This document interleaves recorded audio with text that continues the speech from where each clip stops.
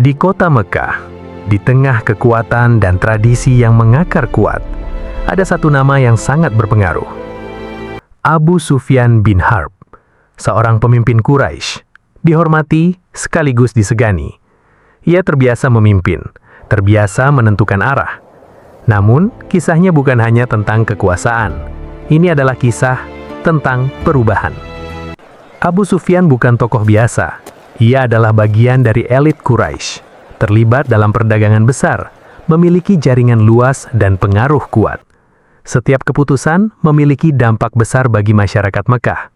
Ia menjaga stabilitas, menjaga tradisi, dan karena itu ia tidak mudah menerima perubahan.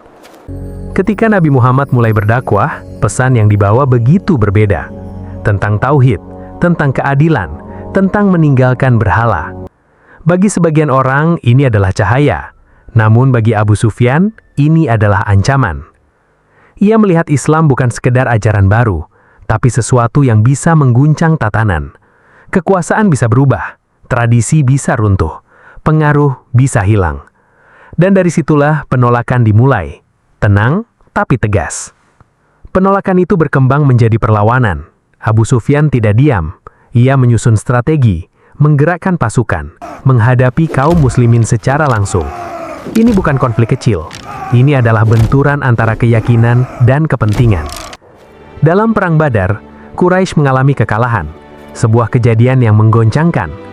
Bagi Abu Sufyan, ini bukan akhir, tapi awal dari tekad baru untuk bangkit dan membalas.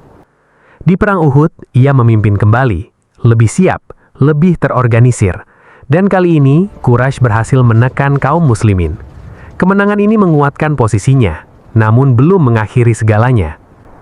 Dalam Perang Khandaq, ia mengumpulkan sekutu besar, strategi besar, harapan besar. Namun satu parit sederhana menghentikan semuanya.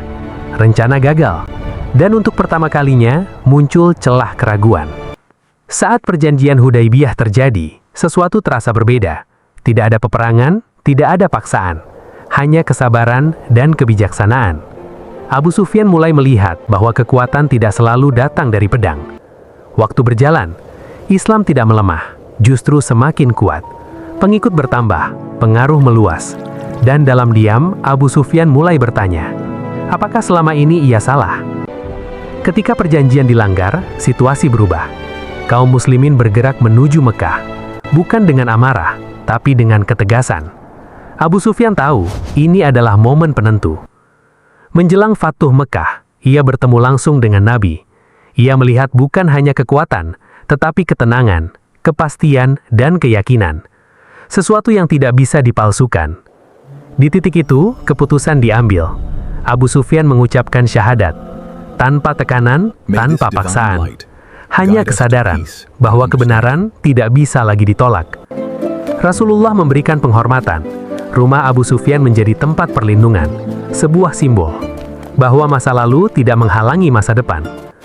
Kisah Abu Sufyan bukan hanya tentang penolakan, tapi tentang perubahan, tentang bagaimana hati bisa berbalik arah, dan tentang satu hal penting, hidayah bisa datang kepada siapa saja.